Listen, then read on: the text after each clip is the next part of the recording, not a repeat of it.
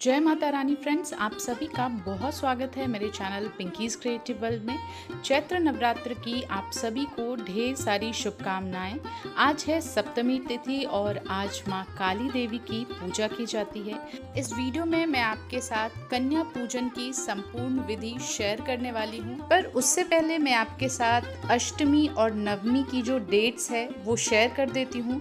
काफ़ी कंफ्यूजन हो गई है डेट्स को लेकर के, क्योंकि इस बार चैत्र नवरात्र 8 दिनों की पड़ी है, तो कुछ को ये लग रहा है कि अष्टमी और नवमी दोनों एक ही दिन है, लेकिन ऐसा नहीं है फ्रेंड। अष्टमी तिथि कल यानी कि 5 अप्रैल को है, दिन शनिवार को, और नवमी तिथि 6 अप्रैल दिन रविवार को है।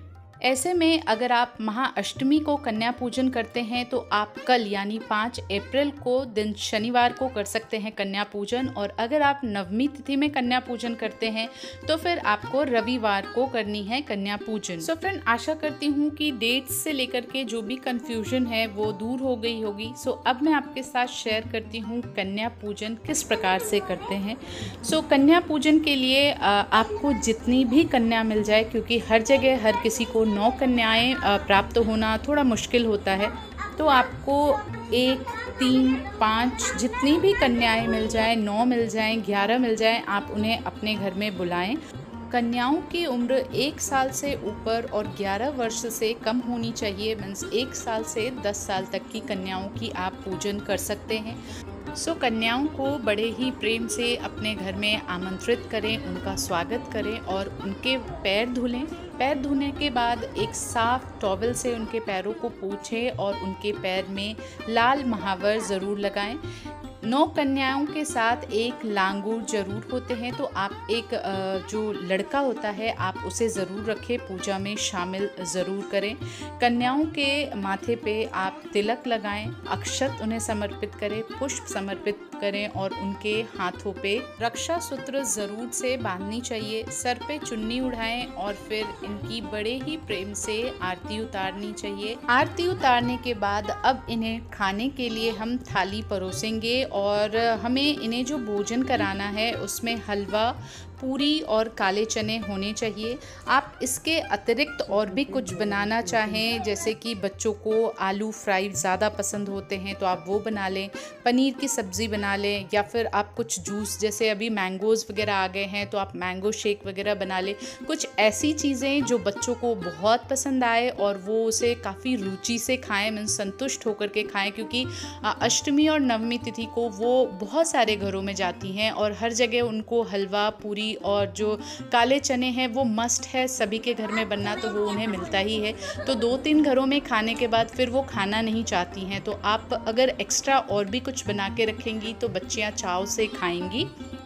सो फ्रेंड, जब कन्याएं अपना प्रसाद ग्रहण कर लें उसके बाद उनके हाथ को धुलाएं। आप एक पात्र ले लें और उसमें उनके हाथ धुला लें, फिर उन्हें एक साफ टॉवल दें और उसके बाद उन्हें बड़े ही प्रेम से बैठने को कहें। फिर सभी कन्याओं को और वो जो लांगुर है जिन्हें आपने बुलाया है घर में, उन सभी के हाथों में आपको गिफ्ट्स देने हैं। गिफ्ट में आप उनके पढ़ाई लिखाई से रिलेटेड चीज़ें दे सकते हैं, जो उनकी पेंसिल बॉक्स वगैरह होती है वो दे सकते हैं। बच्चियों के लिए हेयर बैंड्स वगैरह दे सकते हैं, वो उन्हें बहुत पसंद आती है। सो कुछ ऐसी चीज़ें जो बच्चों को अच्छी लगे, स्पेशली गर्ल्स को जो मेकअप वगैरह की चीज़ें अच्छी लगती हैं, तो वैसी छोटी मोटी चीज़ें आप उन्हें दे सकते हैं। चूड़ियाँ वगैरह भी दे सकते हैं और फिर सभी के पैर छू करके उनके आशीर्वाद लेने हैं। सभी कन्याओं को कहें कि वो अपना हाथ सर पे आपके रख के और फिर आपको आशीर्वाद दे, और जब वो जाने लगें तो उनके हाथ में थोड़ा सा हमें चावल देना है, अक्षत जिसे कहते हैं, वो उनके हाथों में दे और फिर वो अक्षत अपने आंचल में आप वापस से ले लें। अब इन अक्षतों का करना क्या है वो मैं बताती हूँ। आप इसे किसी लाल कपड़े में रख लें और फिर उसे अपने घर की तिजोरी में या फिर अपने पूजा स्थल में रख लें। ऐसा करने से माता रानी का आशीर्वाद प्राप्त होता है एवं घर में अन्न धन की संपन्नता सदैव बनी रहती है।